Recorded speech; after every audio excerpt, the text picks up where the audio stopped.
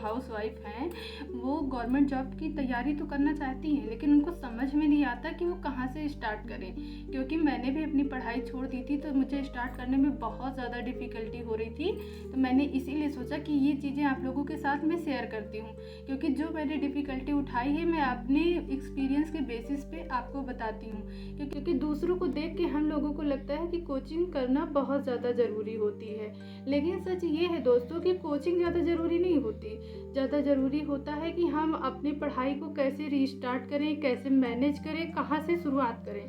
Main problem यहाँ से फंस जाती है कि हम शुरुआत कहाँ से करें। अगर फ्रेंड्स आप कोई भी गवर्नमेंट जॉब की प्रिपरेशन कर रही हैं, किसी भी या करना चाह रही हैं, तो सबसे ज़्यादा इम्पॉर्टेंट हो जाता है सबसे पहले उसका सिलेबस। आप जिस एग्ज़ाम की तैयारी करना चाहती हैं उसका पहले सिलेबस डाउनलोड कर लीजिए, और उसके बाद में अपने आंखों के सामने उसको बार बार मतलब पढ़िए और देखिए कि आपको उस सिलेबस से कुछ समझ में आता है या उसका सिलेबस क्या क्या दिया हुआ है। उसके बाद में अगर आपको बिल्कुल बहुत दिनों से आपने पढ़ाई स्किप की हुई है, अब स्टार्ट कर रही हैं, आपको बिल्कुल नहीं समझ में आ रहा है, तो पहले आप यूट्यूब पे चली जाइए और वहाँ से सर्च कीजिए कि ये हम इस गवर्नमेंट एग्ज़ाम की तैयारी कर रहे हैं और इसका सिलेबस अच्छे से वो डिस्क्राइब करके समझाएंगे। फिर आपको सिलेबस वहाँ से समझ में आ जाएगा। उसके बाद आपको क्या करना है, सबसे पहले जो सबसे ज़्यादा ज़रूरी काम है एनसीईआरटी आपको 6 से 10 तक की ज़रूर पढ़नी है। इसके लिए कंपलसरी ही समझ लीजिए। अगर आपको गवर्नमेंट जॉब लेनी है तो एनसीईआरटी इसमें एकदम जीवन बूटी की तरह रहेगी, तो उसको आप अच्छे से पढ़िए। एक बार पढ़िए, दोबारा पढ़िए और दोबारा उसको समझ के पढ़िए।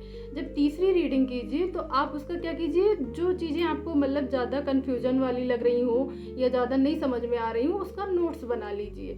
फिर आपको ये रिवाइज करने में बहुत ज़्यादा बेनिफिशियल होगा।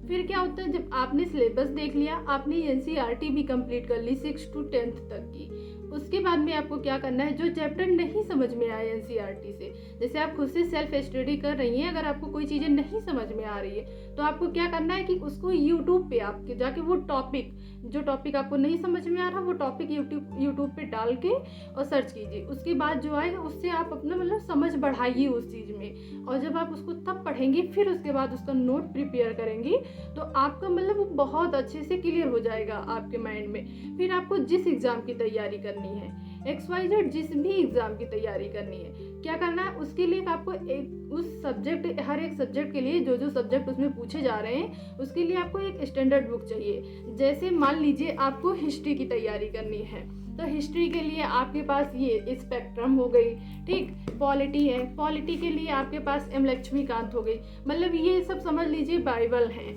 ठीक। तो सब सब्जेक्ट के लिए ये नहीं कि बहुत सारी बुक्स हों, हर सब्जेक्ट के लिए एक ही स्टैंडर्ड बुक रखिए और उसको बार बार रिवीजन कीजिए।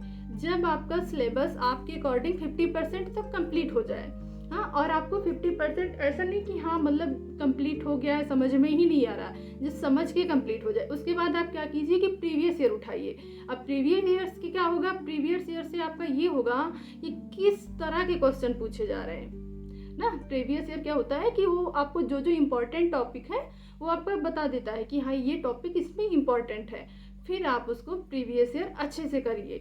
उसके बाद आप मॉक देना स्टार्ट कीजिए। मॉक देने से क्या होगा, आपकी जो रेगुलर आपके साथ जो प्रैक्टिस होती रहेगी उससे आपको समझ में आता रहेगा कि आपने कितना पढ़ा और आपको कितना समझ में आया। ये बहुत ज़्यादा ज़रूरी होता है फ्रेंड्स। उसके बाद में फिर क्या करना है, मॉक देने के बाद में फिर आता है नेक्स्ट पॉइंट, सबसे ज़्यादा इंपॉर्टेंस जो हाउसवाइफ की लाइफ में होता है, क्या, डिस्ट्रैक्शन से आपको बहुत ज़्यादा बचना है। क्योंकि जानते हैं फ्रेंड्स, हमारी लाइफ में हमेशा कुछ ना कुछ डिस्ट्रैक्ट हमको करता रहेगा, लेकिन ये हमारी रिस्पॉन्सिबिलिटी बनती है कि कैसे हम अपने आप को संभाल पाते हैं।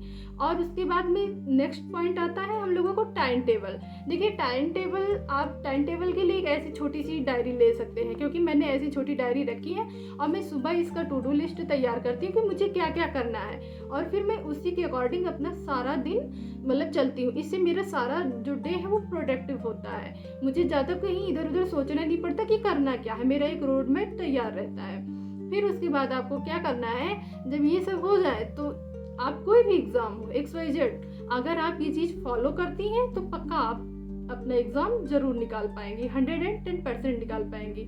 और हाँ, अगर आपके पास पैसे नहीं है या आप फीस नहीं सबमिट कर सकती या आप कोर्स नहीं ले सकती या बाहर नहीं निकल सकती, तो सबसे अच्छा प्लेटफॉर्म है यूट्यूब। यूट्यूब पे बहुत सारे चैनल ऐसे हैं जो फ्री में बहुत सारी चीज़ें प्रोवाइड कराते हैं। जैसे बहुत सारे चैनल में दृष्टि हो गया, स्टडी IQ हो गया, PW हो गया, KGS हो गया, ऐसे ETC बहुत सारे हैं। तो आप वहाँ से क्या कर सकती हैं, जो भी वो फ्री का देते हैं उसका आप फ़ायदा उठा सकती हैं और अच्छे से अपनी तैयारी कर सकती हैं। और एक चीज़ और फ्रेंड्स, लास्ट में सबसे ज़्यादा ज़रूरी है कि आपको अपने ऊपर भरोसा होना चाहिए कि हाँ, ये मैं कर सकती हूँ, तो आप ज़रूर कर पाएंगी। तो अगर आपको मेरी वीडियो अच्छी लगी हो, थोड़ी भी इंफॉर्मेशन मतलब लगी हो कि हाँ हमारे काम की है, तो मेरे चैनल को लाइक सब्सक्राइब जरूर कीजिएगा और इसी तरह वीडियो देखने के लिए सब्सक्राइब कर लीजिएगा। धन्यवाद। राधे राधे। मिलते हैं नेक्स्ट वीडियो में।